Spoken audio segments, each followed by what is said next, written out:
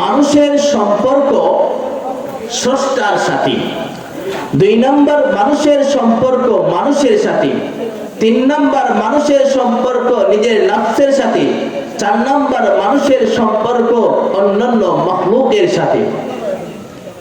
তো মানুষের সম্পর্ক তার স্রষ্টার সাথে এর অর্থ হলো যে আল্লাহ রাব্বুল আলামিন যত বিধান নাযিল করেছেন এবং রাসূল সাল্লাল্লাহু আলাইহি ওয়াসাল্লাম যত সুন্নাত আমাদেরকে দিয়ে গেছেন সেটার উপর আমল করা।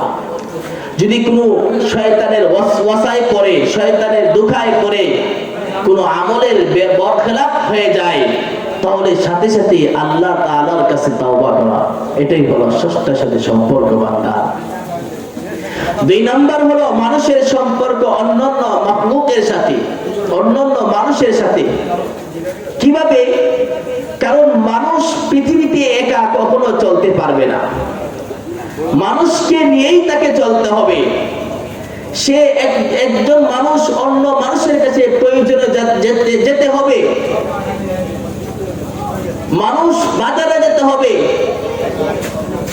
রুজি রোজগারের জন্য চাকরি করতে হবে।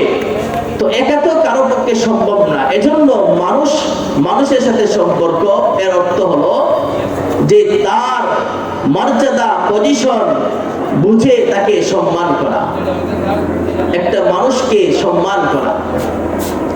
মানুষের সম্পর্ক নিজের নফসের সাথে এর অর্থ হলো যে আল্লাহ রাব্বুল আলামিন আমাকে হাত দান করেছেন, পা দিয়েছেন, চক্ষু দিয়েছেন, আমাদেরকে 3.5 হাত বডির মালিক বানিয়েছেন।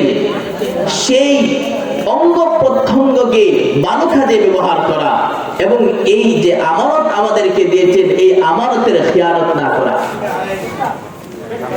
4 নম্বর সম্পর্ক হলো অন্যান্য মাখলুকের সাথে। এর অর্থ হলো কোন বস্তুকে, কোন প্রাণীকে অন্যায়ভাবে তাকে কষ্ট না দেওয়া। আল্লাহ রাব্বুল আলামিন এই পৃথিবীর মধ্যে যত কিছু সৃষ্টি করেছেন একেবারে কষ্টদায়ক বস্তু দেখে নিয়ে, যেমন মশা, এই মশাকে যে সৃষ্টি করেছেন অনেকে ভাবতে পারে তো মানুষকে কত কষ্ট দেয়, মানুষ মশার জন্য ঘুমাইতে পারে না, মানুষের রক্ত খেয়ে ফেলে।